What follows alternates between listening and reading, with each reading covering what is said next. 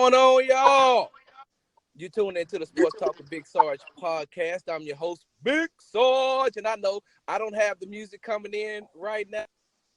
Currently sitting in my truck, mourning right now, almost with a thug tear coming down one side of my face because my team, the Oklahoma City Thunder, decided to do something so stupid. So I don't know. Let me just go ahead and do this. Hard work. See, that don't have the same energy, does it? Look, on today's podcast, I'm joined by the host of the Sports Business Podcast, Mr. Eric Compton. What's up, E? Hard work. left, right, left. And I'm also joined by my boy, Chris, who is host of the Big Dummies Sportz Podcast. What's up, Chris? What's up, baby? Now, listen, man, I got to go ahead. Let's just go ahead and jump right into this thing, man. And when I say that my stomach hurt when I got up this morning because I got home late after I was covering the Astros game. So I was like, you know what? The Astros lost. Verlander gave up 4 home runs. I'm just going to take myself to sleep. And what do I wake up to?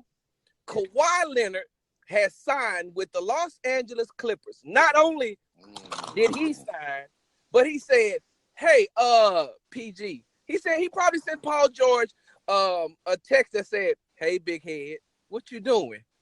And next thing I know, Paul George has left the Oklahoma City Thunder to join the Clippers for what? We got the magical beans. This is Jack and the Beanstalk all over again. If draft picks don't mean nothing. Yes, I am venting. I am ranting because I am not happy as an OKC fan. Listen, don't be surprised if within the next month and a half, you see me with a Brooklyn Nets jersey on that says Durant on the back, number 35. I ain't happy, y'all. I don't care which one of y'all go first.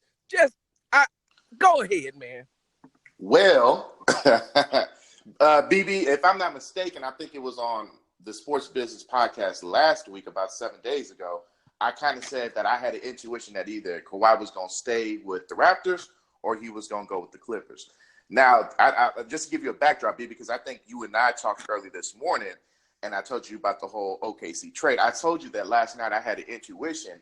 I happened to be at the Aces game, and I saw John Wall, and I think Wes Matthews was at the game as well. And I just kind of blurted something out and said, and it hasn't been written in stone or anything, but I said that I've been told that John Wall and Bradley Beal might be moving to the Heat. And I said, for some reason, don't be surprised if somebody from the OKC Thunder get moved as well. And sure enough, here we go with, like you said, Kawhi Leonard goes, he hits him at about 11. He texts PG-13 about 11:59 last night. Was like, hey, you want to start some stuff? And next thing you know it, here we are right here, the three of us sitting chopping it up about it, man. Man. And now, Chris, you was telling when we was talking just a few minutes ago, you said that the trade didn't make no sense because OKC didn't get the right assets back for Paul George, right? No, they didn't get the right assets back. If you're gonna make a trade like that, where you're giving up basically your offense and defensive firepower, you got to get something back in return. And you get Lou Williams for offense, and you get Harrell for defense. Or Beverly. Just getting Lou Williams and Harrell makes your team competitive. I mean, to me, and maybe it's just me. Maybe Sarge feels different, but I don't think Oklahoma City gonna be able to compete in the West this year. No, absolutely not. Because you got the Lakers who've gotten better. You've gotten the Rockets who stayed the same. You've gotten Golden State who's Golden State. Utah has gotten Jazz, better. Yeah. Utah has gotten better. Portland's Sacramento has gotten better. Portland. Denver. Depending on where Iguodala and Dwight Howard go, that team could be getting better. So I mean, it's hard for me to believe that you're going to be able to compete. Aren't they in the same division with Kawhi Leonard and LeBron James? Yes, they are. They're in the same building. Yes. And see, that's what I said. I told somebody earlier on Twitter that, having Kawhi Leonard and Paul George in the Staples Center is the equivalent to being married and letting your wife's boyfriend live in the house with y'all. Because that's exactly what just happened to the Los Angeles Lakers. Now, let me say this. People, and this is just me. This is just me. I don't have any inside information on this, but people are saying that it may be Russell Westbrook's fault that Paul George left, and it's not. Paul George and Russell Westbrook did not have an issue, from what I'm being told. They didn't have an issue. The issue was Paul George has always wanted to play in LA. He's always wanted to go home, and if Magic Johnson, which by the way, hey E, let me ask you a question. Mr. Town Business, let me ask you a question. Do you think that Magic Johnson screwed up the Paul George and the Kawhi Leonard situations so bad that it made Jerry West come in and say, well, I'm a way more better executive than Magic, and went in and scooped him up? Because he screwed that whole thing up with both of them from the reports out there.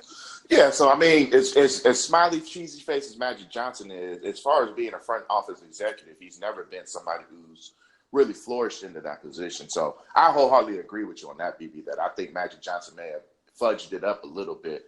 That's just likely saying, like keeping the PG rated on the whole Paul George situation. I think the Kawhi situation, I kind of recant the Kawhi. I don't really think that was really Magic's fault on the whole Kawhi situation. I think that's more of a Rob Pelinka, LeBron James type of issue, personally. And then also just with the whole debacle of how the Lakers front office has been ran the last year and a half or so, with just the as the world turned soap opera that they got there. But definitely, I think, because it's my understanding that Kawhi wanted Magic Johnson in the negotiation talks with the Lakers, and didn't that leak after what they said? Didn't they say that the conversation between him and Magic and Uncle Dennis leaked? I don't know if it leaked or not, but I know that Kawhi wanted Magic Johnson in negotiations, and I think if it's my mistake, if I'm not mistaken, I think Jeannie Buss nixed that whole. She didn't want Magic around the whole situation, so I don't know who leaked what. I don't know who snitched on who, but I know Kawhi definitely wanted Magic there at the negotiations. Whoa, wait a minute. And Chris, I got a question for you right quick, so hold on. E, now I know why there was an earthquake in Southern California last night, because they were preparing for the whole Kawhi Leonard to the Clippers and Paul George to the Clippers bomb to drop. That's why y'all had an earthquake out there last night. Hey, man, I ain't gonna lie, bro. I'm from Oakland, California. We done been through earthquakes left and right, but I was at that game last night, bro, and I was low-key kind of spoke. Like, the whole stadium was swaying left and right as if it was just nobody was controlling it, bro. Like, it was something I ain't never felt. So yeah, it was like you said, man. All these earthquakes and whatnot was happening. It would look like it was something. The writing was already on the walls, bro. Yeah. Now, you sure that wasn't a Zion effect? Huh? You sure that wasn't a Zion effect making the stadium sway? I don't know about that one. So he looked like he was a little spoke too, from what I was told. He looked like he'd been already started eating too much of that jambalaya, good New Orleans cuisine, man. Some of that po' boy, yeah. He did not look like he's in shape or he's been working out. Chris, you are a Rockets fan. That's no secret to anybody that knows you and know the conversations that we have. What does what does Kawhi and Paul George to the Clippers do to the Rockets' chances of winning a championship this year? Well, as far as the Rockets are concerned, because of the team that they have, it puts the emphasis back on Chris Paul. Because James Harden's gonna have to deal with Kawhi Leonard and Paul George. And Patrick Beverly. And Patrick Beverly. See, and James Harden get past anybody. It's not a question of can James Harden still get his points. Because he can go past anybody. He killed Kawhi Leonard last year. Quickest first step in the league. Yeah, when they played Toronto. So it's not a question of him getting his points. But Chris Paul got to come to the party, man. He got to come to the party. I mean, either you gonna sit on the pot or you gonna squat. I mean, one of the two. I don't understand what's going on. We did bring back Austin Rivers. Great move. Yeah. I mean, we need to sign Kenneth Faried back. I don't know why he didn't play in the playoffs, but we need to sign him back. It's not gonna happen. You won't get Kenneth Faried back. Him and Dan eye to eye on certain things, so that's why Kenneth Faried didn't play. He got into Mike D'Antoni's doghouse, and he never recovered after that. I mean, like, D'Antoni need to get over himself, because whenever this kid was on the court, he was playing better than your starting center. Yeah, he was doing the things your starting center should have been doing. Yeah. Rebounding, tip dunks, I mean, shooting a 5 feet, 10 feet jump shot. Mm-hmm. I mean, he doing so your center should be doing. Mm-hmm. So for you not to bring him back, that says more about you than it does about him. It's personal with you. Yeah. And I think that this year Mike D'Antoni is going to have to take a look at himself. I think this is his year to do a self-evaluation. Because if they extend him, if they give him a new contract, he's not going to change. They're going to have to make him coach for his job this year, which I think that Tillman Fertitta should do. If you look at the owner, Tillman Fertitta of the Rockets, he inherited Morey. He inherited Mike D'Antoni. These aren't the people that he brought in. These are the people that was always there. And if anybody knows anything about Tillman Fertitta, he's a shrewd businessman, and it's all about the bottom line for him. He's from Vegas. He's from Vegas. Yeah, he's also very competitive, so he wants to win. And he don't want to hear no excuses. He don't want to hear none of that other stuff. If you can't get the job done, he's going to get somebody in there that can. Now, Mr.Town Bizness, you are also a Warriors fan. What does this trade and this signing of Kwahi Leonard and Paul George do to the Warriors' chances of running it back? God bless you, brother. Yeah. I'm gonna need a Mojo, a Buddha, and Jesus all on the same page right now. To be honest with you, BB, I think the 1-8 seed probably just flipped from the Clippers being the 8th seed last season and the Warriors being the number 1 seed overall last season. I think that the roles have legitimately flipped. I know that they kind of retooled just due to the injuries with Clay and KD moving on to greater pastures. You know, they signed D'Angelo Russell. Now, and I'm just going to put it out there, something tells me that D'Angelo Russell is not going to be staying there the whole duration. So there's a gut feeling in me, kind of like I had one last night, that says that he might be on the move. Now, if I was the Warriors, the Warriors have done some pretty good moves. They were able to get Willie Cauley-Stein out of Sacramento, who's a guy who can give you 12 and 8, can kind of defend that outer pick and roll as well. So the Warriors, you can't necessarily really count out the Warriors, but I don't see the Warriors being a championship contender. I think that they'll give any team in the playoffs a run for their money, but I don't see them. I mean, it's going to be hard just trying to beat a Portland team without Klay Thompson for the most of the year. If I'm Klay Thompson, I might have to redshirt this year just to be on the safe side that his ACL, is fully operating. I know they're talking about he can come back as early as anywhere between January and February, but Klay Thompson is one of your key cornerstones, and that's somebody that you don't want to rush back from injury. I know Kristaps Porzingis didn't even play at all last season. We all saw what happened to Derrick Rose. So, ACLs, they ain't nothing really to be played with. So we'll see what ends up happening. But I really it's going to be interesting to see. I think a lot of the Warrior fan base needs to be patient. And they got to realize that, you can't win them all. But also you're going to have to see that, you're going to I think you said this a little bit earlier, BB, that you'll see a lot of player load management between Draymond Green and Steph Curry this year, man. There's going to be a lot of load management. There's going to be a lot of load management on that Clippers team as well. Now, one name that I want to throw out there, and Chris, I want to get your opinion on this, is Boogie Cousins is still available. Do the Rockets make a run at him now? I'm just about to ask you about that because I heard that that a lot of teams are kind of scared to sign the Boogie Cousins because of his injury and defensive liability, and the way he looked as defensive liability, and the way he looked when he played with the Warriors, how his game was sporadic, how he wasn't able to step up on his pick and rolls, how the Rockets were able to kill him that first game, but the second game he's knocking down that jump shot. So how the Rockets were able to kill him that first game, and how other teams were able to get him in the pick and roll. The Rockets, to some respect, too, getting in the pick and roll with Chris Paul and killing them off screens and crossover dribbles going around him. So I don't know, but I hope the Rockets do. I hope that the Rockets can pick up a Boogie Cousins on a low contract because he's not the same player he used to be. Mm-hmm. Don't try to give him a lot of money. Mm-hmm. Give him like the Warriors did last year, like a $4 million contract. Really veteran leagues minimum. And then go try to trade for Iguodala. Iguodala. We back on this again. Listen, hold on, Chris. I ain't got no problem bursting the bubble of you Rockets fans every time y'all bring up old Iggy. Iggy is old, bro. Y'all don't need him. It's just y'all gonna give a bunch of load management games as well for him to come in. I don't want how many 3-point. Iggy is not a 3-point shooter. Are you telling me Mike D'Antoni's finna change? I don't want Iggy to play. I don't want him because of his game. I want him because he's been there before. The Rockets don't have anybody who's been there before on that team. Okay, They wait, don't hold have on. any experience. Hold on. I'm gonna say this. I'm gonna say the exact same thing I said on my podcast earlier last week. Y'all brought in Scottie Pippen for his championship pedigree too after winning his 6 championships. How did that work out for you when you teamed him up with Charles Barkley and a lot of them? But wait a minute though. We didn't bring in Scottie Pippen. Now wait a minute. Let's get some rich history here. We didn't bring in Scottie Pippen for his championship pedigree. Not only that, we brought him in for his game, but we played him the wrong way. Scottie Pippen still had game. The Rockets trying to turn him into a three-point shooter, a set three-point shooter. Stop.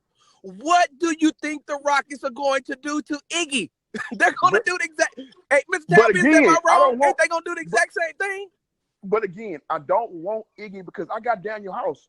I got Gerald Green. I don't need Iggy to play. I just need him to rub some of that championship pedigree off on my team. What did Pippen bring to what did he rub off after winning 6 championships and playing with Michael Jordan? All he did was rub some icy hot on Charles Barkley's knees and they called him a fat pig. The Rockets needed Scottie Pippen to score. The Rockets needed Scottie Pippen to be a player. This Rockets team don't need Iguodala to be a scorer. Bro, you on a 9 They don't need Iguodala for nothing, really. He's a 9.3 points a game in his career in the playoffs. He did not hit a shot in this year's Western Conference Finals and the Finals. He did not hit a three-pointer for 5 games. Then he went 8 for 33 combined in the Western Conference Finals and in the Finals. You don't need it. Mr. Town Bizness, you are a Warriors fan. Hold on.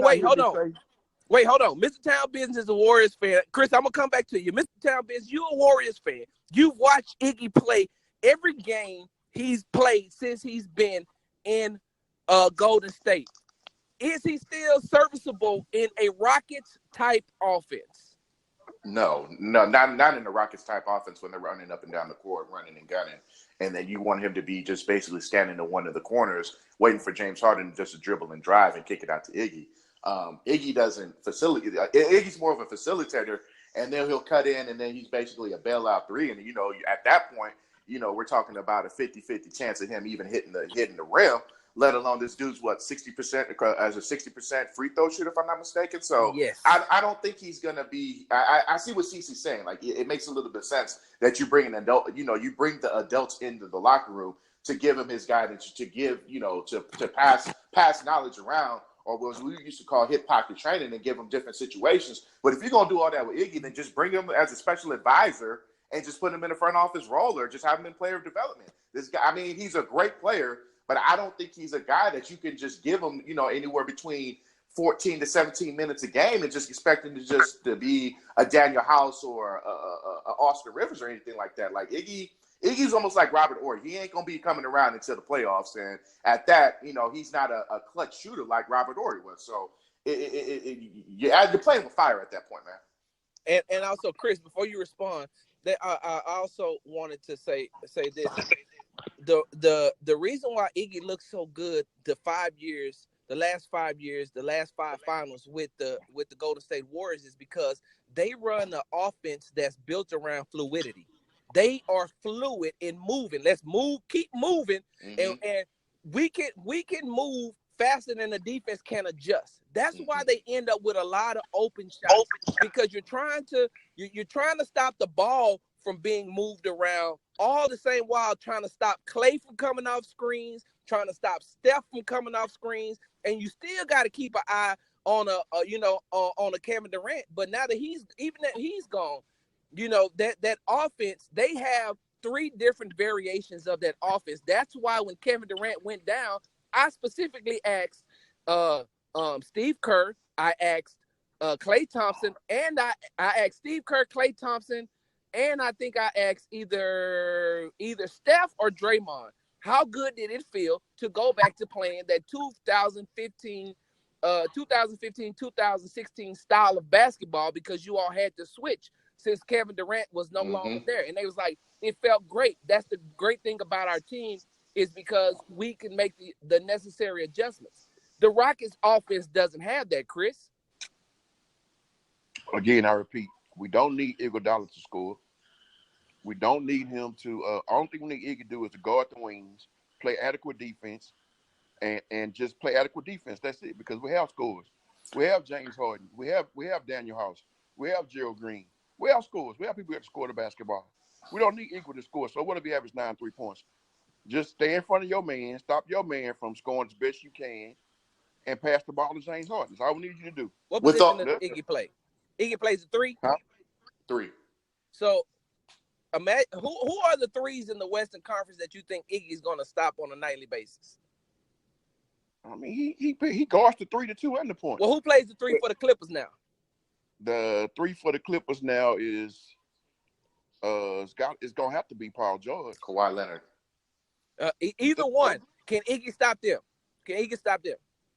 I think Iggy is a formidable defender now. I don't think anybody can stop Paul George or Kawhi Leonard.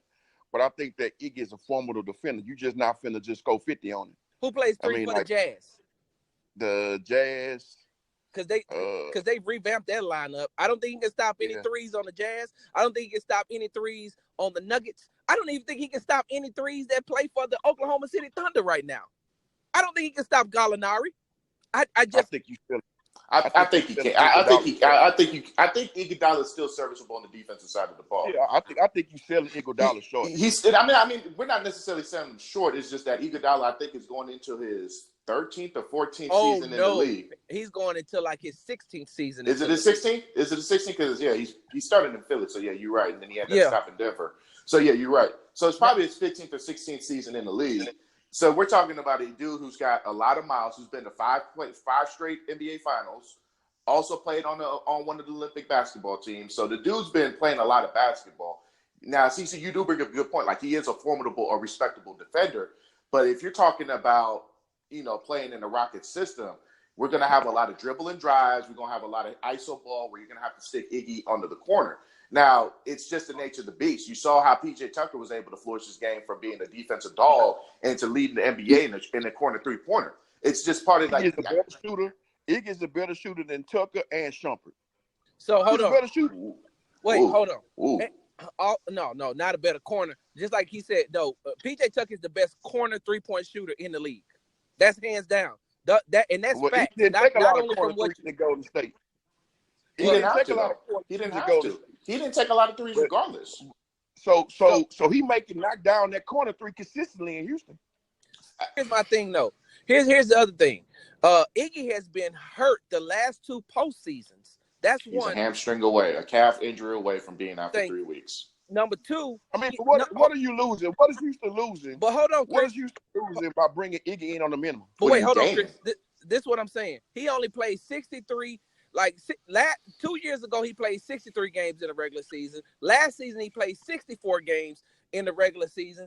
And can you afford to sit him out in a competitive West like it is now? Like, it's too competitive to take load management games for the Rockets. There's no nights off in the West at all. You can't take a night off for anybody in the West. With our team, we're having Daniel House and Gerald Green. He can afford to sit out on a couple of games because you have two dogs. With Tucker, you got 3 dogs playing the same position. Basically, you got Tucker, Gerald Green, and Daniel House playing the same position. So he can set out for 2 or 3 games at a time. And Gary Clark Jr. You got Gary Clark Jr. too. Don't leave him out. I like Gary Clark Jr. Y'all sleeping on Gary Clark Jr. His shot just too inconsistent for me, man. So is Iggy's, but you want him. but no, I'm saying that. I mean that. He's not a good defender, and this shot is too inconsistent. He's 6'10". If Iggy was 6'10", he'd be a great defender. If Iggy was 6'10", he'd be a great defender. So, this dude is 6'10" and can't defend. Well, I'm gonna say it like this, y'all. Let me say this now. I asked you all about your teams. Let me bring it back into my team with this Kawhi Leonard and with this Kawhi Leonard and this Paul George signing to the Clippers. And once again, you're tuned into the Sports Talk with Big Sarge podcast. I got Mr.Town Bizness, the host of the Sports Business podcast, and I got my boy Chris, host of the Big Dummies Sportz Show podcast. Man, listen. Hey, E, let me ask you a question. I'm gonna ask you the same question I asked Chris before we got on the phone. Who was the number 6 pick in this year's draft? Was it Cam Reddish? I don't know. Who was the number 6 For pick? Atlanta, it was Cam Reddish from Atlanta. Who was the number 6 pick in last? Bro, I don't even know who the first pick. What is it? DeAndre Ayton went number 1. Marvin Bagley number 2. Was it Trae Young that went number 6? It might have been Trae Young to Atlanta. No, it might have been Trae Young. No, because he got drafted by Dallas, and then they flipped him for Luka Doncic, and they did the swap. Luka Doncic went number 3. Oh, well, then there you go. I think Trae Young might have been number 6 last year. Then I don't. So who went number 10 3 years ago? Bro, you reaching now. All I'm trying to say is this. After this year, after Zion Williamson went number 1, Ja Morant went number 2, and RJ Barrett went number 3. I don't know who else went anywhere except the kid out of Ohio. I can't even remember his name right now. The one that LeBron James and Rich Paul got the $1 million internship with New Balance for 3 months.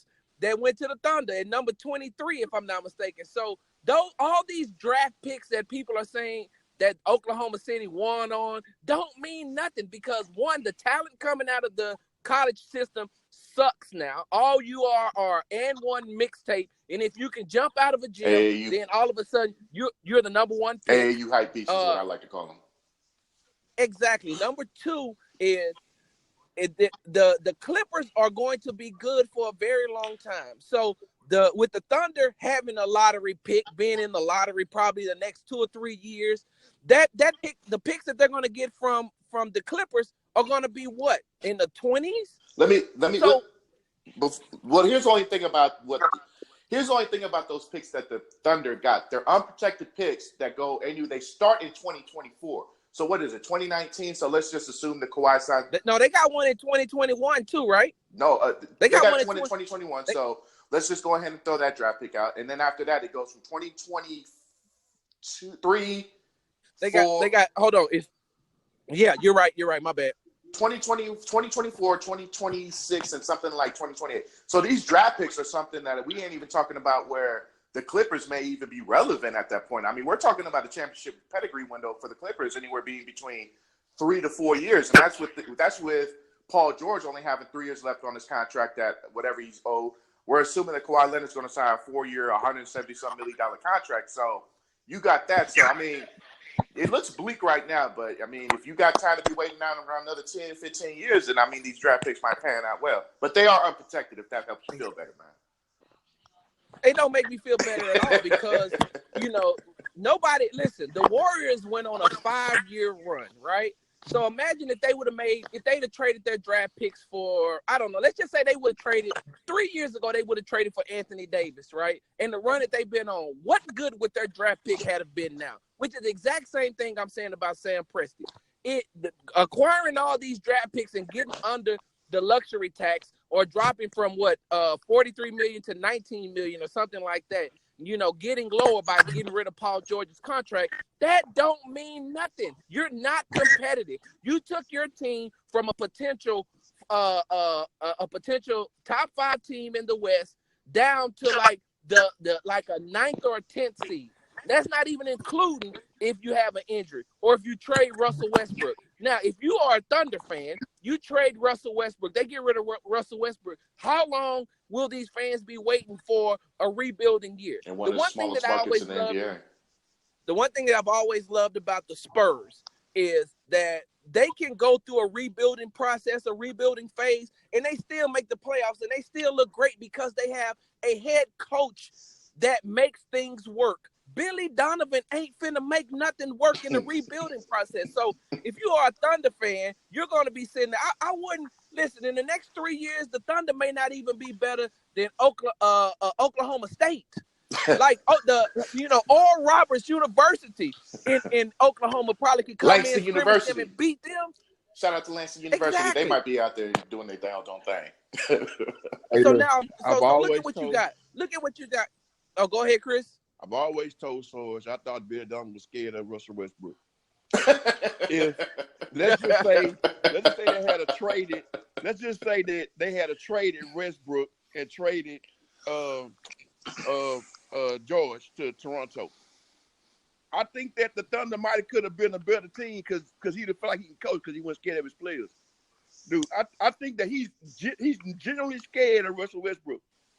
Like so does this? So who was Scotty Brooks was the coach before Billy Donovan, if I'm mistaken, right? Yeah. Yes. So is it a safe question? And I'm gonna ask y'all because y'all out there, in the great United State of Texas. Is it safe to say, to go out on the limb to say that is it time to start looking at Russell Westbrook as he may be uncoachable? I'm not gonna So say he's here's the uncoachable. thing. I'm gonna say because of his mannerisms, he makes coaches afraid to coach him. You know how you tell some players to come out the game? You know how you tell some players to come out the game and they might get mad, but they'll come out the game? You tell Russell Westbrook to come out the game, he look at you, expletive. I don't want to come out the game. What you gonna do? And you know what? And as an Oklahoma City Thunder fan, I've always said that. Now y'all know that I try not to let my fandom and my professionalism, I don't let them bleed over into each other. So I will say this on the professional side. I've always said that that's the one thing that I always hated about the Oklahoma City Thunder was that Westbrook has never had a coach that he respected enough to listen to them. They need somebody that they need to get somebody in there that's gonna tell Russell Westbrook, I don't care if we lose every game. I said go sit your ass down because I need you in the fourth quarter. Go sit on that bench, and if you don't like it, then guess what? I don't care. Okay, and if they fire me, I don't care. Listen, I know that Tom Thibodeau is probably by far one of the worst head coaches, general managers they have been. But if I am the Oklahoma City Thunder, because he's the only one that could tell Russell Westbrook, bro, I don't care nothing about you. I've coached talent way better than you. I don't care about what you say. And look, you see, I got Jimmy. Look, Jimmy Butler didn't like me either. But you think I cared? No, I did not care. So Oklahoma City has never had anyone that would not even Sam Presti doesn't chastise Russell Westbrook, and that it has been the problem. That's one of the reasons why Kevin Durant left was because they never had strong coaching. When they got rid of Scotty Brooks, he liked Scotty Brooks. When they brought in Billy Donovan, he said to himself, and listen, because I always got to preface thing by saying this. No, Kevin Durant didn't tell me this personally, but it seems as if he was like, man, I'm not finna play for no college coach. I'm not finna play for a guy that has, that has a college championship pedigree, which, hold on, if you think about it, y'all, which is probably the exact same thing Kyrie Irving said. I said Kyrie Leonard. Kyrie Irving said, he's like, Brad Stevens, look, bro, you was great in college, but I played for one of the greatest coaches in college, in Coach K. So, you want to come in here and run this college offense system. It's the same thing KD probably said, like, Billy Donovan, you were great at Florida, but this is the pros, bro. Like, we do things totally different around here. That's probably why them two linked up. Well, look, man. Look, it's only a couple of them coaches out there. Popovich is on another team, and you know how I feel about Popovich. And your boy, they can hire him, Thibodeau, but Thibodeau, like you said, Thibodeau gonna work you like a slave. He's gonna work you like a slave, like he did in Chicago and burnt them out. He gonna burn you out eventually. So with Thibodeau, you gotta take the good with the bad. You gotta know that he gonna burn you out, but you know he's a good coach too. Yep. But Mark Jackson is out there. Mark Jackson will be a good coach for you can get rid of the Westbrook whisperer, Mo Cheeks. You can get rid of him, and you bring in Mark Jackson, and I think that he'll respect Mark Jackson. Mm-hmm. Yes, I believe that too. Both of y'all hit the nail on the head with that. I think that if Mark Jackson came in to coach the Oklahoma City Thunder, that would be great. Now listen, we gotta get ready to get up out of here, y'all. Before I leave though, I wouldn't be Big Sarge, and I wouldn't be who I am today if I didn't say ha ha ha ha ha. In the immortal words of the great Negro poet Cat Williams, you deserve to get 7 good hearty laughs off of someone else's pain. Los Angeles Lakers.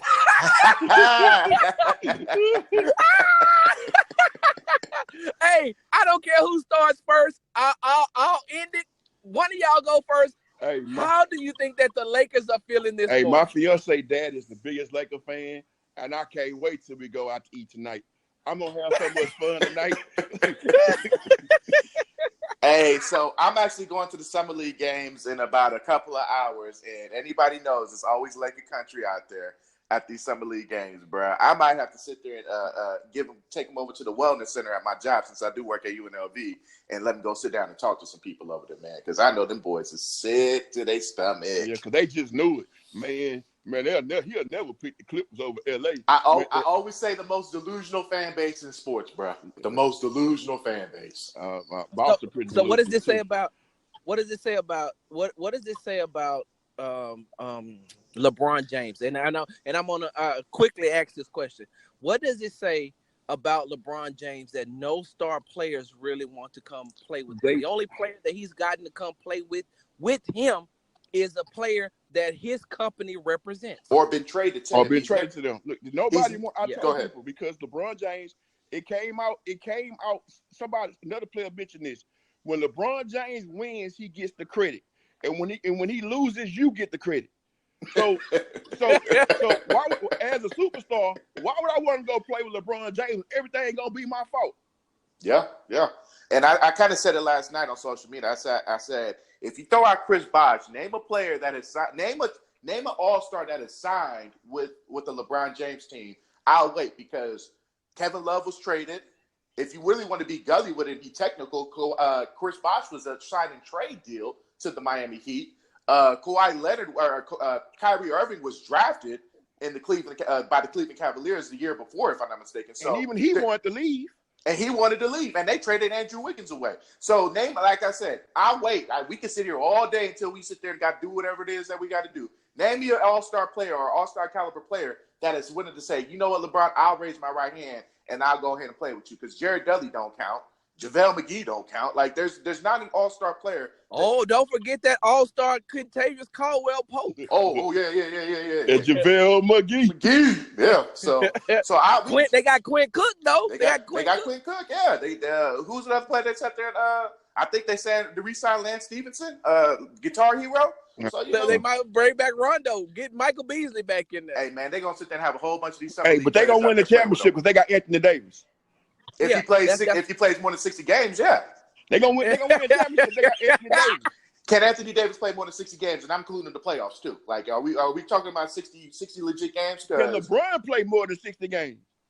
So here's my thing. Here's my thing. Can they really afford load management games? Because there's nowhere to hide in the West, bro. You cannot hide not 1 through 16 in the West. And look, me and LeBron share a birthday. I'm very, very close to my Capricorn brothers. Man, we about to throw LeBron. That's a lie. I'm a Capricorn, and we argue every day. We about to throw LeBron out the fold, man. Hey, look, and LeBron James is my greatest of all time. But look, y'all know how I do this. I got to get this in before we go. I got to get my Article 15 in. All my Vietnam veterans, welcome home. Germany, good night. All my active duty military personnel that's downrange, good night. It is now time for Big Sarge's Article 15. And guess who's going to get that today?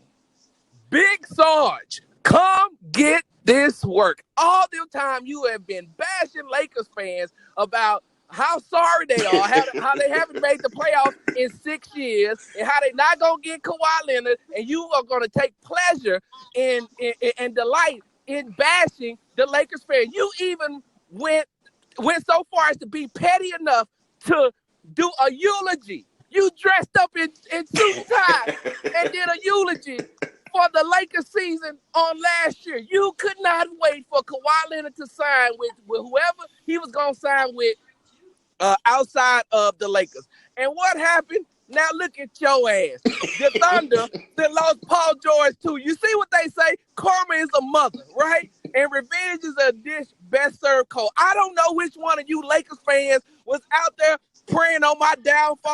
I don't know which one of you Laker fans was out there waiting on me to be all sad face and mad and look like I got the boo-boo face on, but it worked.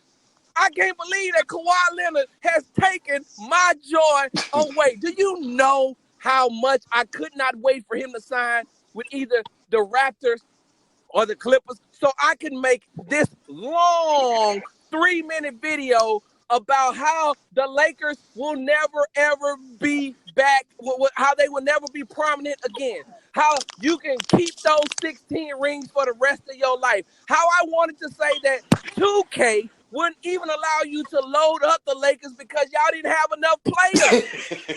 I could not wait to talk about how you couldn't even build yourself and put it on the Lakers because they say you got to have at least 5 players to have a team.